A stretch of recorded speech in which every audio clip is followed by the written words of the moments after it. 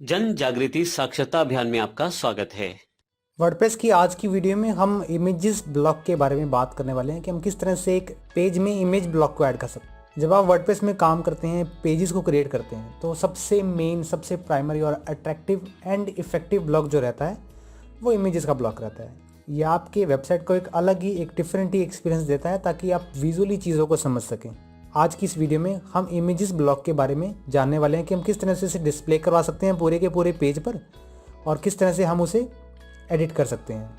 तो जैसा कि आप स्क्रीन पर देख रहे हैं, मैंने ये इस इमेज को ऐड किया है। सैंपल इस इमेज को ऐड करने के लिए आपको इस प्लस साइन पर क्लिक करना होगा।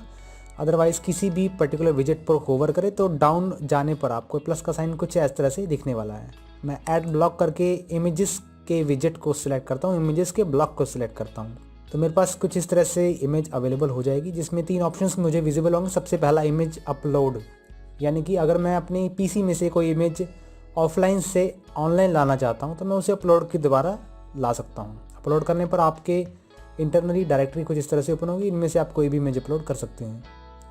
अपलोड होने के बाद अगर आप रिसेंटली, यानी कि जो वर्डप्रेस में ऑलरेडी अपलोडेड मीडिया है उसे एक्सेस करना चाहते हैं, तो मीडिया लाइब्रेरी के बटन पर क्लिक करके वर्डप्रेस में सभी अपलोडेड इमेजेस को आप यहाँ देख सकते हैं और वर्डप्रेस डायरेक्टरी में सेव्ड इमेजेस को यहाँ से आप ऐड कर सकते हैं।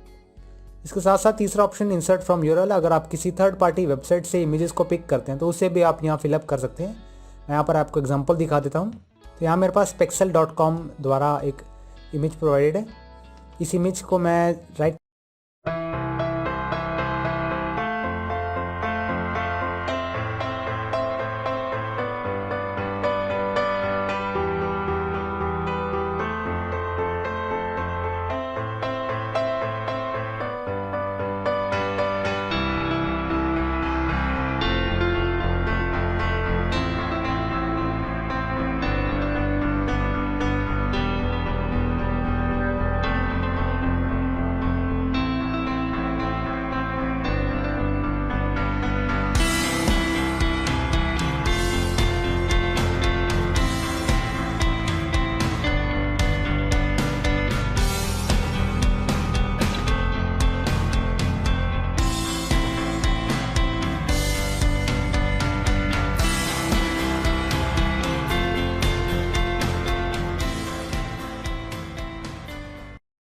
पिक करके इसके लिंक को कॉपी कर लेता हूँ, कॉपी इमेज एड्रेस, और यहाँ पर इंसर्ट यूआरएल के बटन पर क्लिक करके मैं यहाँ यूआरएल पेस्ट करता हूँ एंड अप्लाई करता हूँ। अप्लाई करने के बाद आप थर्ड पार्टी वेबसाइट से विदाउट इमेज को डाउनलोड किए उस इमेज को अपने पेज में ऐड ऑन कर सकते हैं। मैं बॉटम की इस इमेज को डिलीट कर देता हूँ ताकि आपको इस पूरी वीडियो में कन्फ्यूजन ना हो कि मैंने कौन सी इमेज ऐड की है। अब मेरे पास इस पूरे के पूरे डॉक्यूमेंट में सिर्फ एक इमेज रह गई है। क्योंकि हम इमेजेस पर काम करने वाले हैं, इमेजेस ब्लॉक पर काम करने वाले हैं, तो हम इमेज के ब्लॉक को ही फोकस में रखने वाले हैं। जब आप किसी भी इमेज ब्लॉक को सिलेक्ट करते हैं तो ब्लॉक सेक्शन में आपके पास कुछ ऑप्शंस विजिबल हो जाते हैं। इन ऑप्शंस में से सबसे पहला ऑप्शन स्टाइल का है, जिसमें आप उसे मास्किंग दे सकते हैं। अगर आप स्क्वायर इमेज नहीं चाहते, सिर्फ सर्कल मास्क देना चाहते हैं, तो इस पर सिंपली क्लिक करके आप उस पर्टिकुलर इमेज को सर्कल में डिवाइड कर सकते हैं एक अलग स्टाइलिंग देने के लिए। उसके बाद आप डिफ़ॉल्ट स्टाइल, जो कि अभी तक सेट नहीं है, नॉट सेट, अगर उसे सेट करना चाहते हैं तो बाय डिफ़ॉल्ट कोई भी इमेज अपलोडेड होगी तो वो इस पर्टिकुलर सेटिंग्स के थ्रू होगी। अगर आप डिफ़ॉल्ट करेंगे तो बाय डिफ़ॉल्ट आपकी ओपन होगी। अगर आप इसे सर्कल करेंगे तो इस शेप में आपकी इमेज हमेशा अपलोड होगी पूरे के पूरे पेज पे।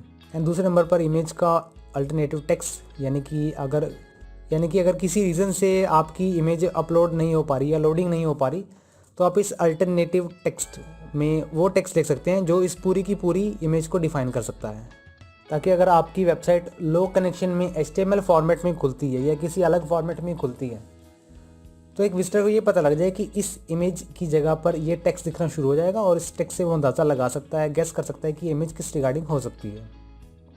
तो ये अल्टरनेटिव टेक्स्ट है। इसके बाद आप इमेज के साइज़ को यहाँ से सेटअप कर सकते हैं, large, thumbnail view, medium view. उसके लिए आपको मैं यहाँ पर बाय डिफ़ॉल्ट रखता हूँ। इमेज को सिलेक्ट करके इमेज साइज़ को मीडियम, थंबनेल। उसके बाद बारी आती है इमेज साइज़ की। इमेज साइज़ के लिए मैं इसे बाय डिफ़ॉल्ट रखता हूँ सबसे पहले, और इमेज साइज़ को आप मैनुअली यहाँ से कम ज़्यादा कर सकते हैं। मैं इसे 100 कर देता हूँ। तो इस तरह से मेरी विड्थ और हाइट जितनी रहने वाली है। अगर आप इसे बाय परसेंटेज डिफाइन करना चाहते हैं तो यहाँ पर आपके पास 4 ऑप्शंस डिफाइन है, जिससे आप अपनी इमेज के साइज़ को डिफाइन कर सकते हैं। 50 करेंगे तो 50, 75, 100, 25 करेंगे तो कुछ इस तरह से आपको इमेज देखने को मिलेगी। अगर आपने बाय डिफ़ॉल्ट गलती से 75% सेलेक्ट कर दिया है, इस पूरी की पूरी साइज़ को आप रिसेट करना चाहते हैं, तो रिसेट करने के लिए इस बटन पर क्लिक करें और उस इमेज के साइज़ को बाय डिफ़ॉल्ट रिसेट कर सकते हैं। अदरवाइज़ इमेज के साइज़ को आप यहाँ से भी मैनेज कर सकते हैं।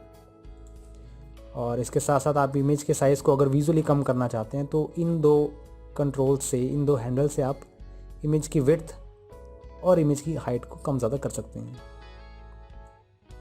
इसके बाद है हमारे पास एडवांस ऑप्शंस। एडवांस ऑप्शन में आप इसकी कोडिंग वगैरह को फिलअप कर सकते हैं, CSS कोडिंग अगर आपके पास अवेलेबल है तो। एंड देन इसके बाद आपके पास इमेज के बॉटम पे राइट कैप्शन के नाम से फील्ड अवेलेबल है, जहाँ पर आप इमेज की कैप्शंस लिख सकते हैं। और जब मैं इसे अपडेट करके इसका प्रीव्यू देखता हूँ तो मुझे कुछ इस तरह की इमेज देखने को मिलती है। बॉटम में जाता हूँ तो आपकी इमेज कुछ इस तरह से ऐड ऑन होगी। कैप्शन वगैरह आप जो भी देख सकते हैं यहाँ पर विजिबल होगा आपको। इसके बाद चलते हैं इमेज की अलाइनमेंट की तरफ। आप यहाँ पर देख रहे हैं इस पूरे के पूरे डॉक्यूमेंट में इमेज आपकी बाय डिफ़ॉल्ट जो है वो लेफ़्ट अलाइन है। इसकी अलाइनमेंट को सेटअप करने के लिए आपको पर्टिकुलर इमेज पर सेलेक्ट करना है और आपके सामने ये टूल बार अवेलेबल होगा। टूल बार में आपके पास इस ऑप्शन को सेलेक्ट करके आप इसकी अलाइनमेंट को भी सेटअप कर सकते हैं। मैं इसे सेंटर लाइन करता हूँ। सेंटर लाइन करने के बाद अपडेट, एंड अब अगर मैं इसका प्रीव्यू देखता हूँ तो मुझे इस तरह का दिखता है।